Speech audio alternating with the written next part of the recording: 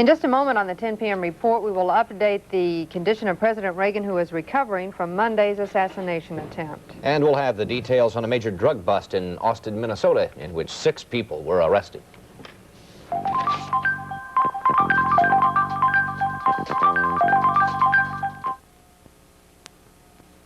Remember the last time you let the big one get away?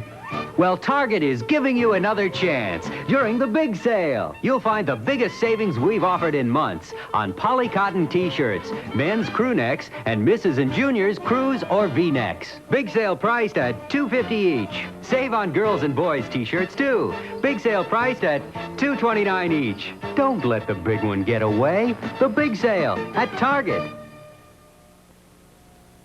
Here's what happened when Michael Gray took the Blatz taste test. I don't believe it. Here's the beer you didn't choose, Michael. Yes. Said I've been drinking Pabst for many, many years, and I never thought of anything tastes better than Pabst, and you just proved Blatz is better. And I think everybody should have this test. Everybody. What did you prove to yourself today? I like Blatz over my own beer, Pabst, which I've been drinking for many, many years. WCCO Television, Minneapolis, St. Paul. From WCCO Television, the Northwest's leading news station, this is the 10 p.m. report.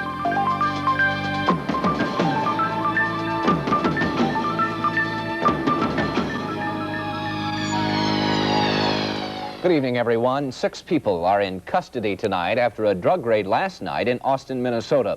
Another hotel fire broke out in Las Vegas today, injuring 16 people. 2 people were killed in Alabama today when a tornado raked through downtown Hurtsboro. And there's more concern about toxic waste in our area tonight. This time it is in Winona. But at the top tonight, the condition of President Reagan. President Reagan is making a rapid but painful recovery from Monday's assassination attempt. Although he signed an executive order on trade, the president spent most of the day sleeping.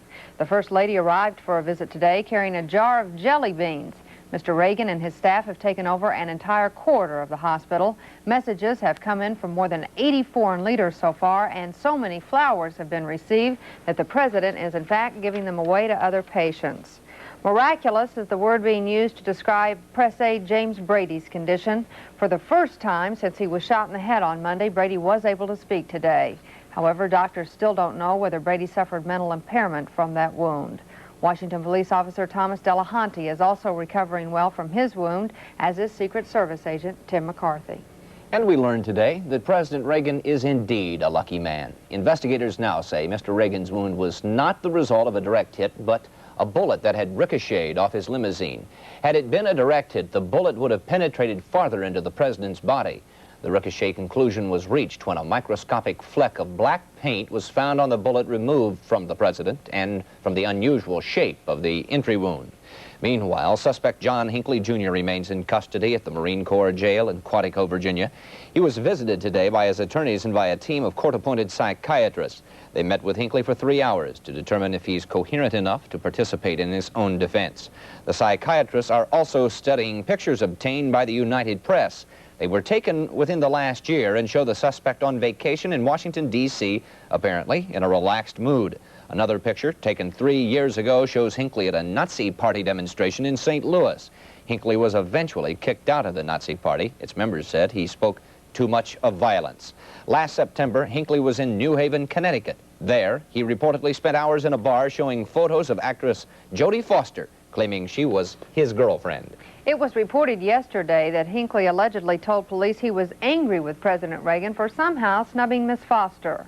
Today, the actress held a news conference to say she does not know Hinckley, although she did say she received some letters from him. Received several pieces of unsolicited correspondence signed John W. Hinckley or JWH, and I threw them all away. This is not uncommon, as I receive a great deal of similar unsolicited correspondence. In the wake of the assassination attempt, calls for handgun controls began in earnest today.